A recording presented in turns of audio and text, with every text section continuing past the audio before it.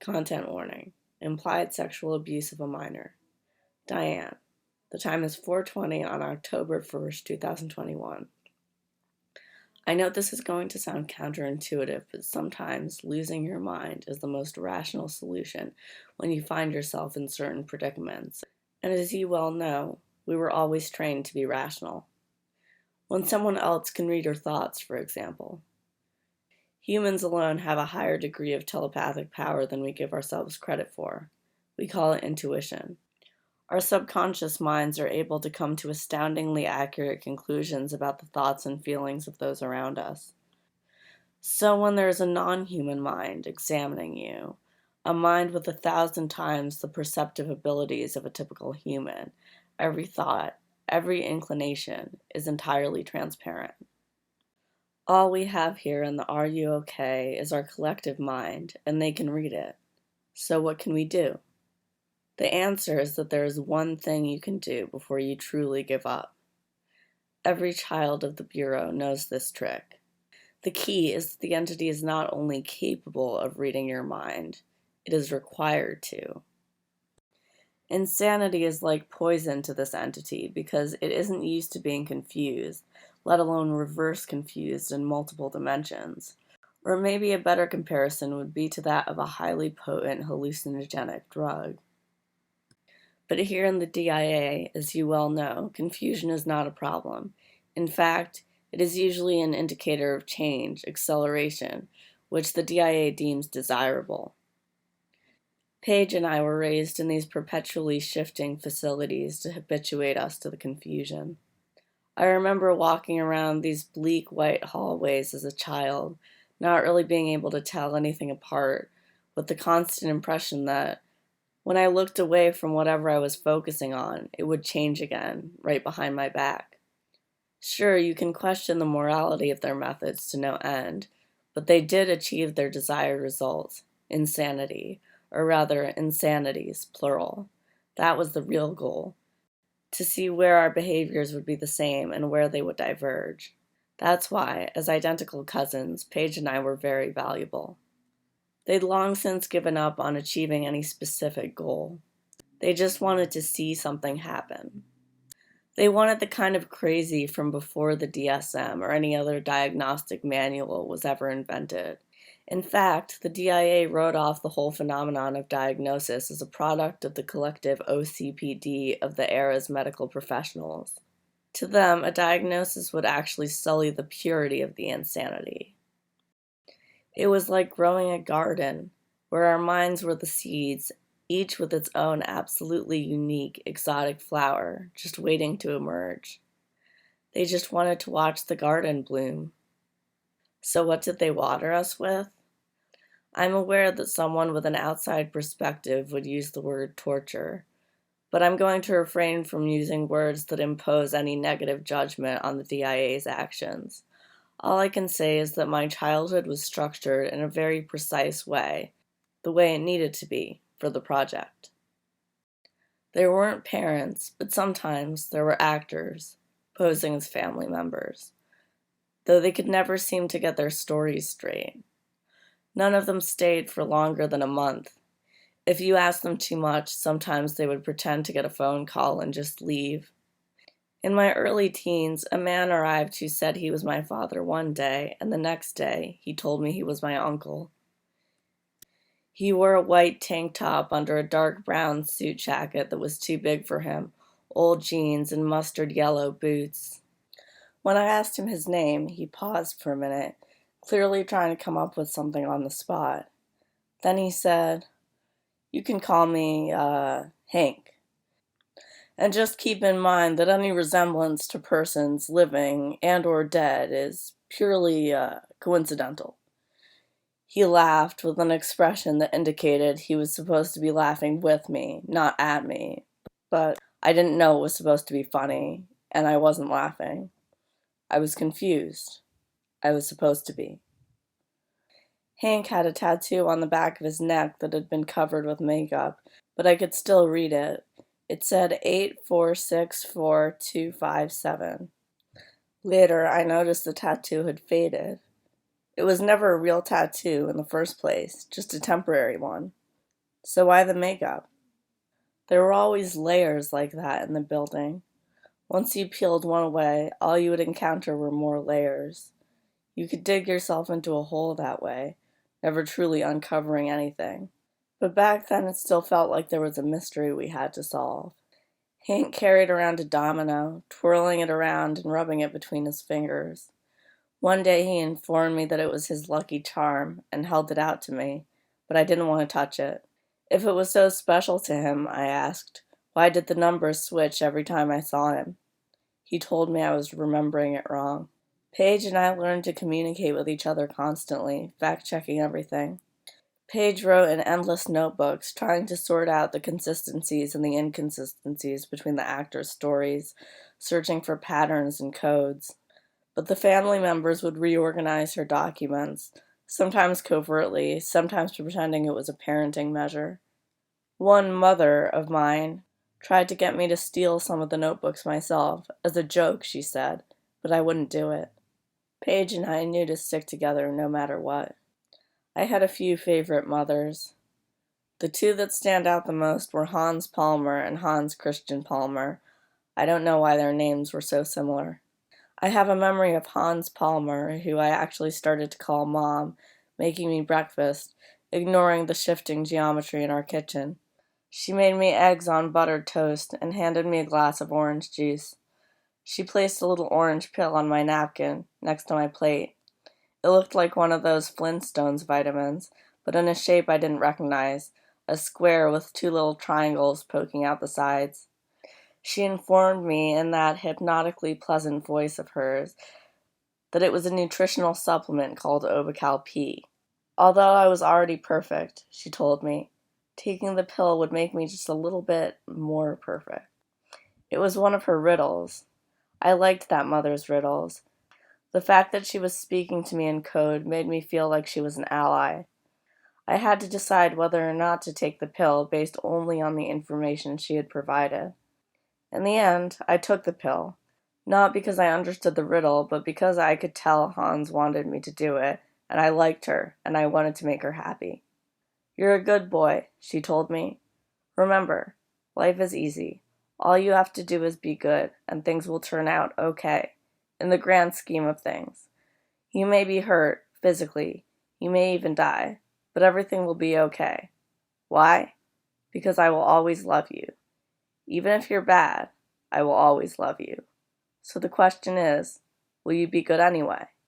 Yes, I told her, of course. I wanted to ask her about situations where you didn't know if you were being good or bad, but I was distracted by the effects of the Obical P. The walls started glowing until the hallways seemed to radiate with their own natural light, illuminating every piece of dust in the air. Hans seemed to disappear into the light, though I'm sure she just slipped into another hallway. That was the last time I ever saw her. Swim started our whole interaction by tickling my brain. I didn't know it was happening at the time. I couldn't describe it, but I knew it was something meaningful. I tried to tell Paige about it later, and she told me it was fine as long as I didn't start thinking I could fly, which was apparently what people stereotypically did on Obercal P. Her dismissive attitude was to mask the fact that she wanted some too. But I looked in all the cabinets and all I could find was the usual fake plastic prop food, no vitamins. Around the same time, Paige started spending time with our uncle/father, Hank. She only engaged with our supposed family members when she wanted something. Usually it was information. That may have been how their relationship began, but soon it changed. They would disappear together a lot, and Paige would sometimes come back with carefully treated minor injuries, cuts and bruises, with band-aids and Neosporin applied on singed patches of skin. When I asked her what they were doing, she answered, "I'm trying to make him fall in love with me. That's the most ambitious mission I've ever taken on so far, but I'm not afraid. If you see me shaking, it's just the adrenaline. I like adrenaline. If I ever have a daughter, I think that's what I'll name her. Adrenaline." Like our other family members, Hank stopped showing up one day. He didn't tell Paige he was leaving, but the gift he left her the night before indicated a planned departure.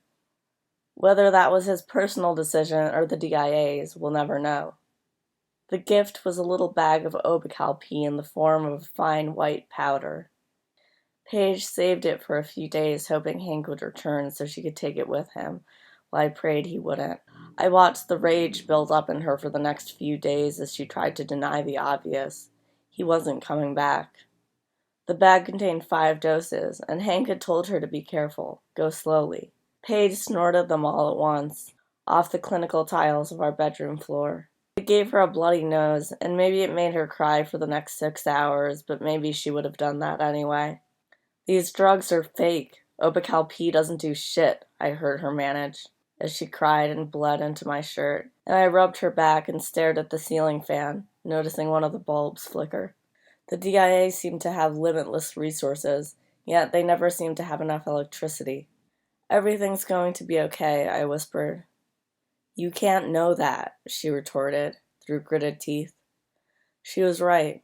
I couldn't know that. But I tried to believe it anyway. I don't know why. I just did.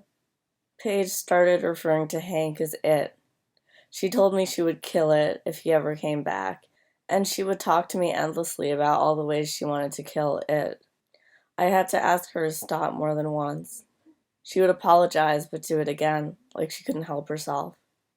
I want a knife where the handle is shaped like a dick so I can stick it in his chest. Then I'll sit on it and he'll have to watch me get myself off while he's bleeding out, she told me casually. Paige, I said, I need you to stop. Stop what? She asked. Stop saying what's on my mind? I thought I could share everything with you. And I could before, when everything was normal. But now I have bad thoughts and you don't want to deal with me. Is that it? I didn't answer. Later, she confided in me that she experienced periodic hallucinations of it, seeing his face superimposed over other people, glitching in and out of focus. I tried to ask her about the hallucinations, thinking they might be meaningful, but she screamed at me that she didn't want to talk about it. We'd never argued before, but now it was like it was all we did. After that, she turned her anger towards the agency. She took to cutting her body, mostly her inner thighs where the marks wouldn't be visible later, but she would do it right in front of me. I know you're watching, she would scream at the fake cameras on the walls, though she knew the real ones were somewhere else. If you let me kill myself, you'll have wasted a whole lot of fucking money. A medical team would show up and restrain her, then dress her wounds while she spat on them and tried to bite them. One day they removed sharp objects from the premises. So she replaced the cutting with banging her head against the wall, and the medical staff would restrain her until she said she was calm in a way that sounded convincing. When they let her go, she would start up again, telling them they were stupid for believing her in the first place. Sometimes it would happen 2 to 3 times in a row. It was so strange. All these things happened inside the building, but on the outside, everything was normal. We were going to high school at this point, our first introduction into the outside world. We went through a variety of training sessions, mock classrooms that introduced us to the general structure of where we were going. The trainer explained that our schoolwork was secondary. Our primary mission was to seek out the potential members of the DIA. These were people who were already in the DIA, but who also had never heard of the DIA and needed to be recruited. I told the trainer I didn't understand. Headquarters is aware of the contradiction, the trainer stated. I expected there to be more, but instead there was just an awkward pause before they continued the lesson, picking up exactly where they had left off. The people we were looking for would be shiny, we were told. In addition, we were to pay close attention to any instructions given by shiny teachers. But you already know this part of the story. I'm only including this because there is a part that relates to Hank. Normally, Paige and I perceived the same level of luminosity in people. However, when we compared what we saw, there were distinct differences. What I saw was a soft glow emanating from every living thing. Paige said that most people were gray, but sometimes there would be a flickering of either darkness or light. Paige kept us away from the darkness. The DIA hadn't said anything about that, but Paige could tell it was dangerous. The DIA had told us that the luminosity was the effect of a hormone called keratosin, but I haven't been able to find anything to back that up, so I suspect they only told us that because they knew Paige would be more interested if it was something scientific. The way this relates to Hank is that I didn't see Hank as particularly different than anybody else, but Paige did. Bright and dark, that came through as static. The idea sounds unpleasant to me, but she couldn't take her eyes off it. Like watching a car wreck, she said. I went to as many after-school activities as I could, trying to avoid going back home. Paige always talked about running away, but she never did. Then we would go back inside, and it was back to shifting hallways and fake family members. It had almost been less confusing before, back when we barely left the building, but now they were starting to integrate us into the real world. From the outside, the building was disguised as a halfway house. When we were younger, it had been a halfway house for children. As we grew older, the house changed its branding, now advertising as a residency for teenagers with emotional problems. The DIA hired first child and then teenage actors to make it seem like the residency was populated. Anyone who stuck around long enough to listen would have noticed the lines they yelled getting repeated, but nobody ever did. At first, when I suggested Paige take up meditation, she retorted that meditation was just an excuse to do nothing. Later that month, I found a bag of something labeled Obical-N on the floor. One of the actors had dropped it, accidentally on purpose. I knew it was a plant, and deduced that it was for Paige, since she was the more likely of the two of us to experiment with unknown substances. When I gave it to her, she laughed. She knew it was a plant too, and the DIA knew that we knew, and we knew that they knew that we knew, and so on. But we were still supposed to go through the charade. "Watch, this isn't going to do shit, I guarantee it," she told me before snorting it up. Then she sat and waited, eyes closed. I don't know if she realized she was meditating or not, but she sat there for hours, sometimes taking a break to jot something down. The complexity of the human mind is truly fascinating. I understood it before, but only from the outside, she told me later, gazing at the ceiling with a strangely serene expression. It's like a spider's web. I want to understand it. I know I'll truly never understand it all. I'll never even come close. But that's just something I have to accept. It's my mission. Remind me, Dale, if I ever forget. And she squeezed my right hand tight. I asked her if this meant she wasn't upset about it anymore. "Who?" she responded, smiling. I noticed tears welling up in her eyes, but she kept her eyes wide open, and nothing fell out. I didn't understand Paige's fascination with Obical-N at first. My experiences with it tended to range from neutral to horribly unpleasant. It made everything gray to me, but it did something different to her. I was convinced that the answer to everything lay in Obical-P, the magical chemical that literally allowed people to give themselves knee surgery with their minds. Or so I'd been taught. I had no use for Obical-N, but the DIA requires us to treat every mind-altering substance as a tool. And according to narrative logic, if we are exposed to a tool earlier in the narrative, it will be of use later on, so we should study that tool ahead of time. Upon closer examination, I have to admit, Obical-N is just as fascinating as Obical-P, albeit in a less straightforward kind of way. The chemical that renders every experience, even potential harm or death, inconsequential. I suppose it's important to know both of them, or rather, know when to let them use you. But it's also important to never rely on them, as the DIA instructs. Free, they told us when we were legal adults. We were sent out of the building, each with one suitcase. All Paige had brought was her immaculately forged diploma. I had one too, but my suitcase also contained my favorite childhood objects, creepy toys that would give any normal child nightmares, but whom I'd grown attached to. Specifically a pair of cloth and wire monkeys. The DIA told us they had made a mistake, that actually there wasn't any mission. After all those years of training, the entire operation was being shut down. Stunned, we wandered out into the sunlight. It wasn't until years later, specifically 2018, that we found out it had all been a test.